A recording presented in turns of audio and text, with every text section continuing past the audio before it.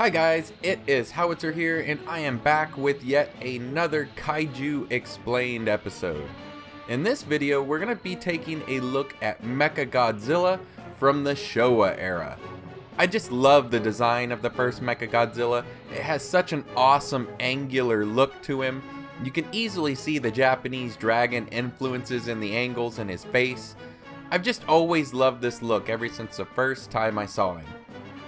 There were two Mechagodzillas in the Showa era, and we also got another MechaG in the Heisei era, and then we got Kiryu in the Millennium era.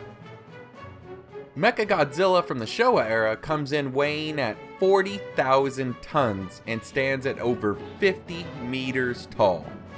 According to Tomoyuki Tanaka, Mechagodzilla was inspired by Mechanicong from King Kong Escapes. When we first encounter Mechagodzilla, he's wearing a fake flesh outer covering known as Fake Godzilla, but after that he is seen in his more famous metal mecha look. While in this disguise, Mechagodzilla was able to fire a laser beam from his mouth. The laser mimicked the appearance of Godzilla's atomic ray, however it was not as powerful. Mechagodzilla himself is constructed from space titanium. He is able to fire missiles from his fingers, his toes, and his knees. He is also able to fire energy beams from his eyes and his chest as well. His head is also able to spin 360 degrees in order to form a force field capable of repelling and knocking back opponents. In his second form, the upgraded model from Terror of Mechagodzilla, he had revolving missiles, and he had his main computer stored in an external power source. This was an improvement from the first Mechagodzilla that died when its head was removed. He is remote controlled, so intelligence depends on who is controlling him. Even though Mechagodzilla has an amazing assortment of ranged attacks, he's also very skilled in brawling and hand-to-hand combat. He has powerful I-beams that were strong enough to lock with Godzilla's atomic ray. The beams were even able to draw blood on Godzilla. The second MechaG from the Showa era could use his super beam when his head was removed. He is capable of flight at speeds of Mach 5. He also had 5 Space Finger missiles on each hand, which would normally detonate on impact, although we did see them stick into Godzilla at one point. All of his missiles are continuously replaced once fired from his internal missile plant located in the waist area. He had a cross attack beam stored in his chest concealed behind an armored door.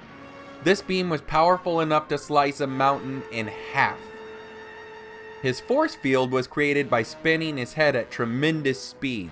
This would generate an energy field strong enough to repel Godzilla's atomic ray.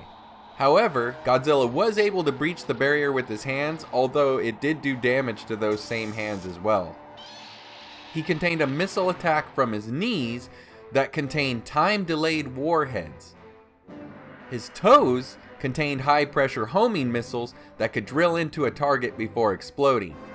Even his mouth contained missile launchers, which included 2 on the floor of the mouth and 3 on the roof of the mouth. He also had 3 other attacks that are noted by Toho but are not used in the movies. The first one, and I'm not sure if I'm pronouncing this right, is the Trees or Trays array, in which he could rapidly fire small missiles from the vents on his neck. The second attack, the Desto Fire, allowed Mechagodzilla to release fire from the ports on his nose, and this fire could reach 500,000 degrees Celsius. The last unused attack, Unisote or Unisote, allowed Mechagodzilla to release a large blade on its tail in order to attack enemies with. However, this attack could only be used once because the tail acted as an in-flight stabilizer, and Mechagodzilla would not be able to fly right after using this attack. The rebuilt Mechagodzilla from Terror of Mechagodzilla had larger finger missiles, 1 large metal piece on its hand plate, and a more defined shoulder frill. The second Mechagodzilla had a slightly altered look with a slightly darker sheen and an MG2 insignia on its upper arms. This second Mechagodzilla was also modified with living human brain cells and its control circuitry had been integrated into the body of Katsura Mifune, the daughter of the scientist who helped the aliens modify the second incarnation of the Showa-era Mechagodzilla. His main weakness, I would say, depends mostly on his controllers. His intelligence and fighting prowess are based solely on the people controlling him. Unfortunately, his head is another weak point. We saw in the first encounter with Godzilla that Godzilla was able to remove the head and defeat him. Even in their second encounter in Terror of Mechagodzilla, the Big G was able to easily remove his head, although it didn't kill him this time. The suit actor for Mechagodzilla was Kazunari Mori for both of the Mechagodzilla Showa-era movies. Now, MechaG was created by the Black Hole Planet 3 aliens. They closely studied Godzilla of Earth in order to create Mechagodzilla so he would be able to destroy the Big G so that they could conquer the Earth. When MechaG was destroyed by King Caesar and Godzilla, the space aliens rebuilt MechaG. The Black Hole Planet 3 aliens are sometimes referred to as the Simians. They're a race of ape-like alien invaders who are the main bad guys in both of the Showa-era MechaG films. Their planet is dying and being pulled into a black hole, so they need Earth and able to have a planet to live on. The original Godzilla vs. Mechagodzilla movie was Godzilla's 20th anniversary movie. In the original drafts for the film, it was originally titled Godzilla vs. Garugan, or Garugan, which was to be a mecha as well.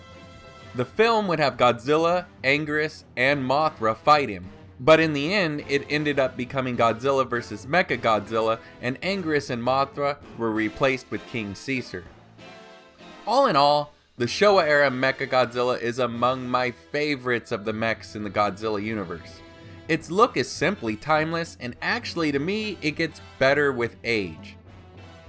I love the fact that this mecha was capable of both ranged attacks and brawling, whereas the later incarnations focus more on the ranged attacks.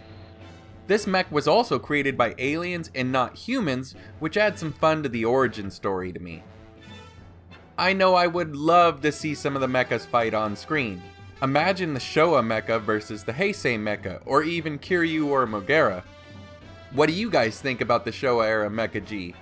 Where does he rank in your Godzilla mecha standings? Let me know what you guys think down in the comments below. If you liked the video, if you could leave a thumbs up, it helps out the channel so much, and if you haven't subscribed yet, why not for all the future Godzilla goodness to come. Take care guys, and I'll see you next time.